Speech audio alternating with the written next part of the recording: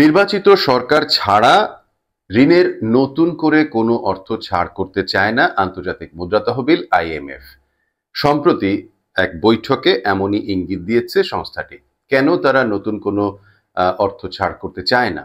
কারণ তারা অপেক্ষা করছে নতুন যে সরকার আসবে, নির্বাচিত সরকার ছাড়া কিস্তির অর্থ ছাড়বে না, এবং নতুন সরকারের সঙ্গে আলোচনা এবং চলমান যে সংস্কার প্রক্রিয়া রয়েছে সেই প্রক্রিয়ায় যে কার্যক্রম রয়েছে সেই প্রতিশ্রুতি তারা নিতে চায় নতুন সরকারের কাছ থেকে। নতুন প্রতিশ্রুতি পাবার পরই তারপর তারা তাদের অর্থ ছাড় করতে চায়।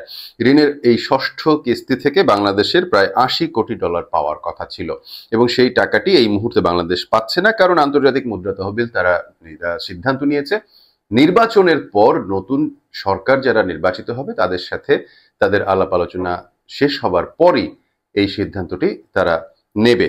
সম্প্রতি ওয়াশিংটনে বিশ্বব্যাংক এবং আইএমএফ এর একটা সভা হয়েছে, সেই সভার কথা বলছিলাম, যেখানে doctor Ahsan H Mansur IMF এর সাথে বসে বৈঠক করেছেন, এবং সেই বৈঠকে আইএমএফ এ ধরনেরই ইঙ্গিত দিয়েছে। তবে ডক্টর আহসান কিন্তু এতে খুব একটা দুশ্চিন্তাগ্রস্ত নন, কারণ তিনি বলছেন যে বর্তমানে দেশের রিজার্ভ শক্তিশালী, ডলারের বাজার স্থিতিশীল, তাই এই মুহূর্তে এই কিস্তির অর্থ না পেলেও বাংলাদেশের খুব একটা ক্ষতি হবে না।